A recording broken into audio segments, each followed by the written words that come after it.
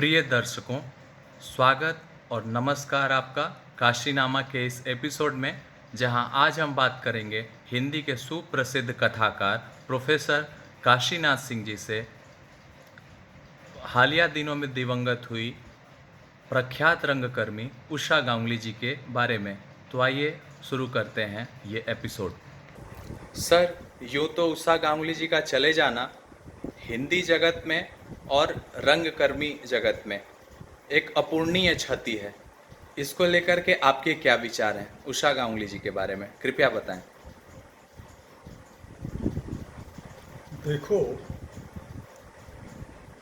उषा गांगुली के निधन से मुझे आघात तो हुआ ही। पूरे दिन बेचैन रहा मैं। बराबर उनका चेहरा मेरी आंखों के सामने था, मुस्कराता हुआ, हंसता हुआ, खिलखिलाता हुआ। कभी उनके माथे पर मैंने परेशानी नहीं देखी, चिंता की रेखाएं नहीं देखी। बहुत खुश दिल थी वो।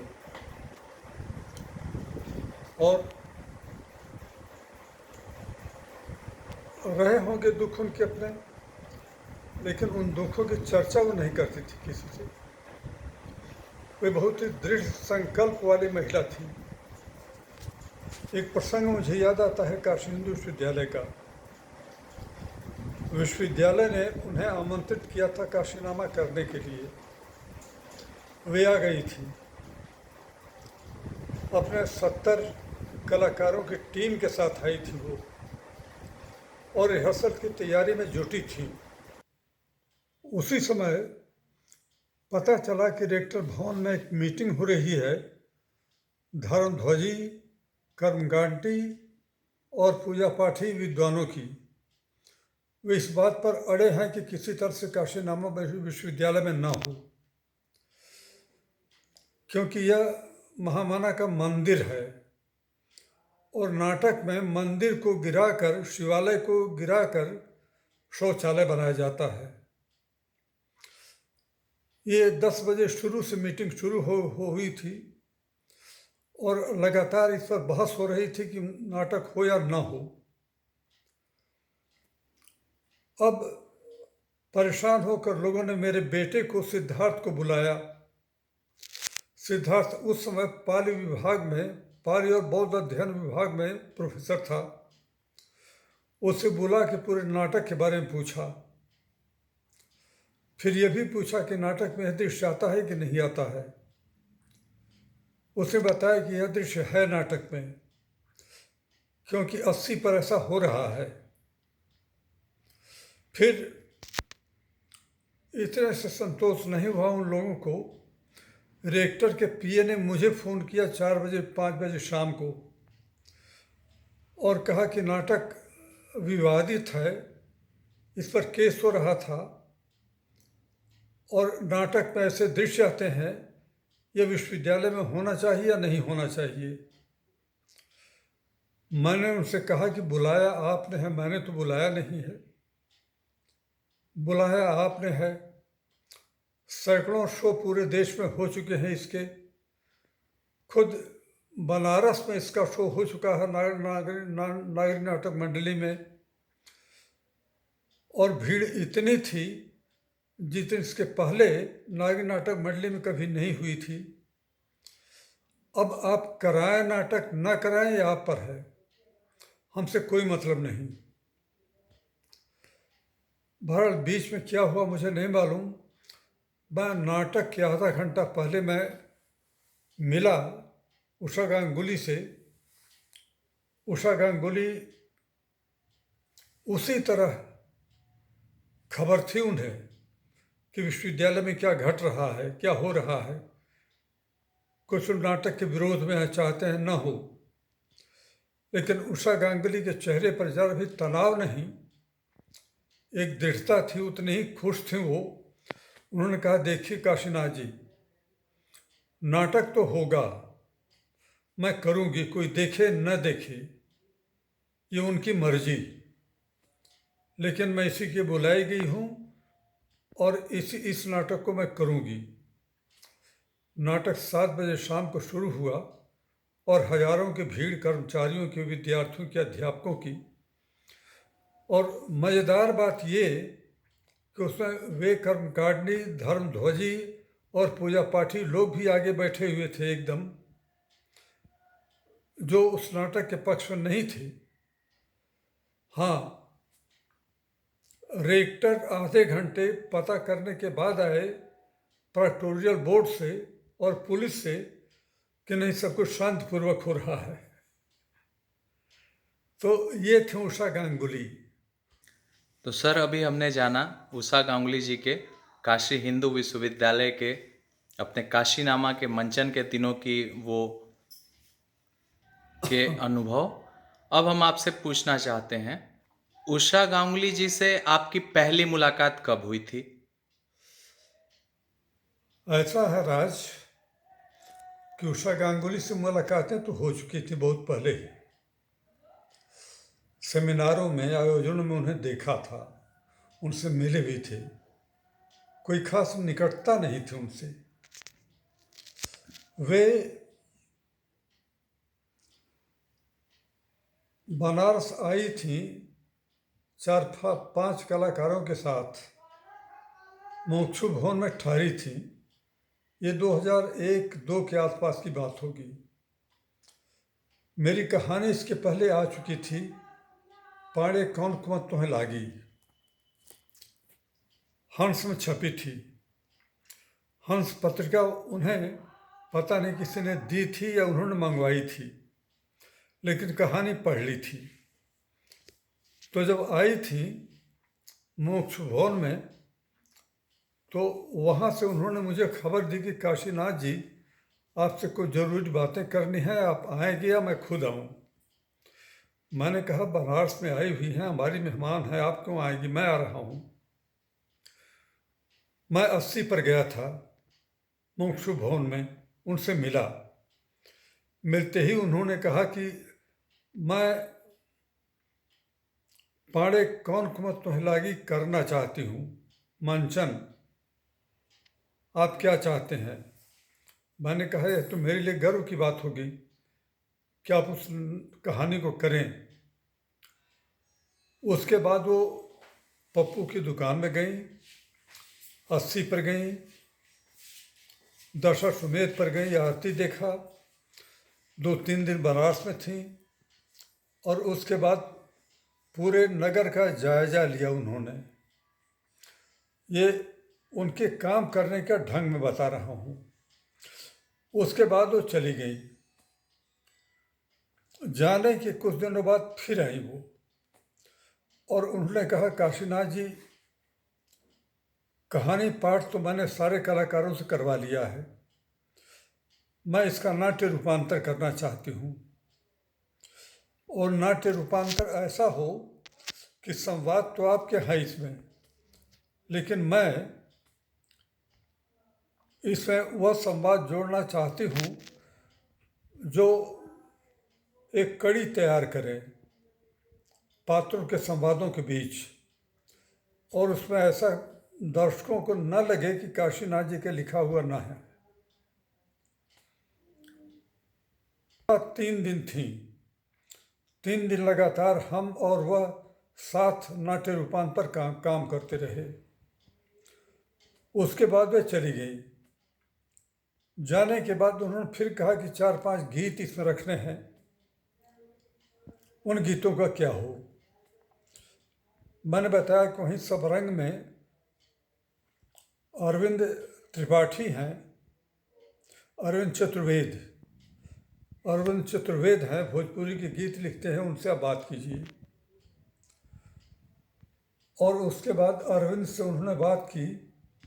बीच बीच में समस्याएं आती रही उनके सामने, जैसे गंगा जरी लेने के लिए किसी को भेज देना, छतरी बनवाने के लिए किसी लड़की को भेजना, बनारसी गमछा खरीदने के लिए किसी को रवाना करना वहाँ से। उन्हीं से मुझे मालूम हुआ कि छतरी बनाने वाला इस नगर में केवल एक आदमी रह गया है, बाकी छतरी बनाने वाले नहीं रह गए हैं। यह उन्होंने बताया मुझे कि उससे छतरी लिया था उन्होंने। फिर वे अंतिम बार आई थी, जहाँ तक मुझे याद है, लोक गीतों के संग्रह के लिए, लोक धुनों के। मेरे पास आई, उन्होंने कहा कि मैं बुल्लू या हीरालाल से मिलना चाहती हूँ। मैंने कहा बुल्लू तो नहीं रहा, हीरालाल हैं, हुकुलगंज में हैं। तो मैं और उषा गांगुली हीरालाल के घर गए और हीरालाल से उन्होंने लगभग 100-125 लोक धुनों की रिकॉर्डिंग की कि वक्त ज़रूरत पर इस कहानी, इस नाटक में तो काम आए ही, आगे ज़रूरत पर तो काम आता रहे। उन धुनों की तैयारी के बाद वे गई और नाटक का की तिथि उन्होंने निश्चित की थी 2002 में या किसी 2003 में तिथि निश्चित की। उसी समय उन्हें एक दुर्घटना का शिकार हो जाना पड़ा, स्थगित कर दिया उन्होंने, बहुत आवश्यक था वह। और उसके बाद अगली दी हुई तारीख को उन्होंने नाटक किया।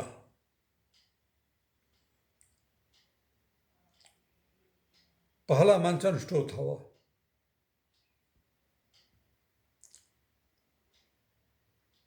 अब इस तो ये था उषा गांगुली जी के काशीनामा का बनारस का सफ़र।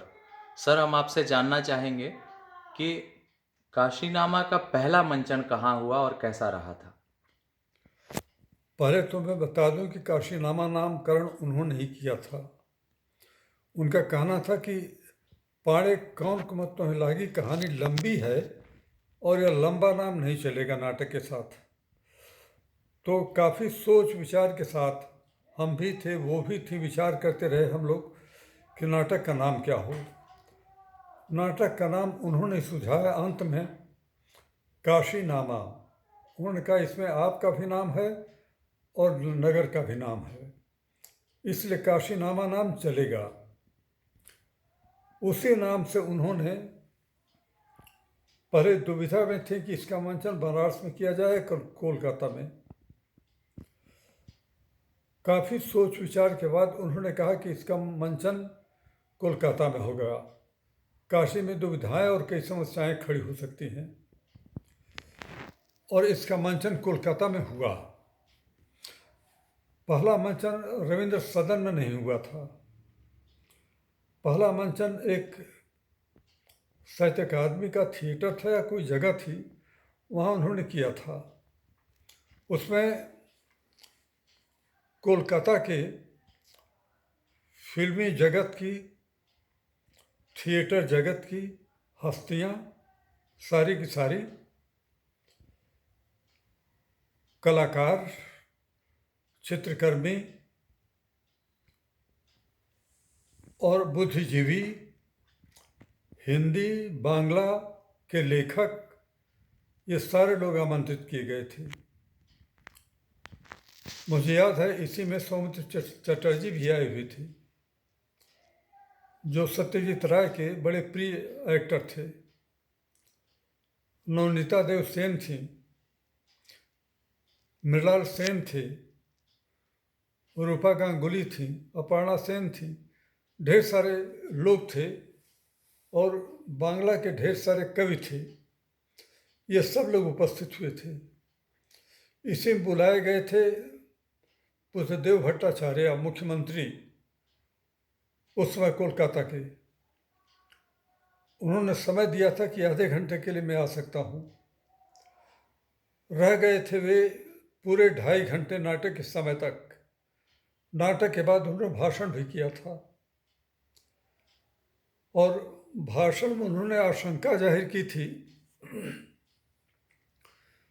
कि उत्तर प्रदेश में, कोलकाता में तो यह नाटक चल गया, उत्तर प्रदेश में यह नाटक कैसे होगा, क्योंकि शिवालय को गिरा कर शौचालय बनाया जाता है, ये वहाँ के लोग बर्दाश्त करेंगे?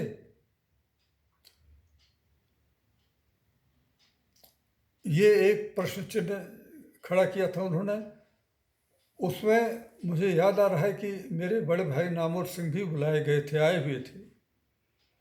एक हिंदी के लेखक, हिंदी के और कथाकार और लेखकों के सिवा नामवर जी भी आए हुए थे। पूरा हाल भरा हुआ था और उषा गांगुली बेहद खुश थी, मैं भी खुश था, मंच पर था। बुद्धदेव भट्टाचार्य ने मुझसे बात भी की। नाटक बहुत सफल रहा और उसके बाद तो नियमित रविंद्र सदन में वो नाटक कई दिनों तक चला। उस नाटक के लगभग 125 शो हो चुके हैं। उसे लेकर वो पाकिस्तान भी गई थी और जर्मनी भी। एक तरह से वो नाटक उनका मेगा मंचन था, क्लासिक शो था।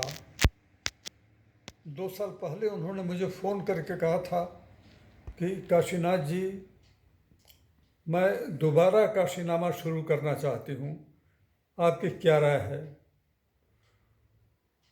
ये खुश होने के सिवा, इसके सिवा मेरे पास और कुछ चारा नहीं था। प्रसन्न था मैं कि यह नाटक होगा, लेकिन चली गई वो बीच में। तो सर अभी आपसे हमने जाना कि उषा गांगुली जी खुद में एक सशक्त शख्सियत थी और पूरे तरह से रंगमंच को समर्पित एक व्यक्तित्व थी। तो उनके चले जाने से रंगमंच को क्या खोना पड़ा है और वो अपने पीछे क्या विरासत छोड़ गई हैं, इसके बारे में बताएं। पहली बात तो मैं ये कहना चाहता हूँ कि उषा गांगुली केवल हिंदी रंगमंच की रंगकर्मी नहीं थी, वे भारतीय रंगमंच की रंगकर्मी थी। वे हबीब तनवीर, बाबा कारंत की परंपरा की रंगकर्मी थी। आधुनिकता और लोक रंग परंपरा का मिश्रण उनके पूरे व्यक्तित्व में था, रंगकर्मी के व्यक्तित्व में। रंगकर्मी की स्थापना उन्होंने 1976 में की थी। लगभग 45 साल हो रहे हैं। उनका सबसे बड़ा कंट्रीब्यूशन यह है कि बांग्ला थिएटर, बांग्ला थिएटर जो अपने आगे किसी दूसरी भाषा के थिएटर को सेटता नहीं है, क्योंकि बेहद समृद्ध और संपन्न परंपरा है उसकी, बहुत महत्वपूर्ण। उस बांग्ला थिएटर के समानांतर उन्होंने कोलकाता में हिंदी रंगकर्म को स्थापित किया, उसके समानांतर खड़ा किया और वो एक चुनौती बना बांग्ला रंगमंच के लिए। ये उनकी सबसे बड़ी देन है। अब मुझे कोलकाता में उस व्यक्तित्व का कोई व्यक्ति दिखाई नहीं पड़ता है जो 300 कलाकारों की टीम लेकर एक साथ काम कर सके, सबको संतुष्ट रख सके और टीम तैयार कर सके। ये उनकी सबसे बड़ी देन रही है थिएटर जगत में।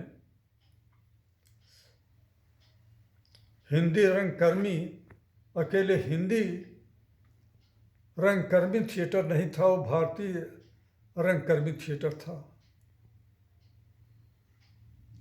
यही कहना चाहता हूँ।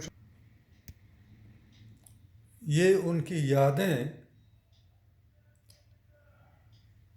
मैंने श्रद्धांजलि के रूप में पेश की है उनके लिए।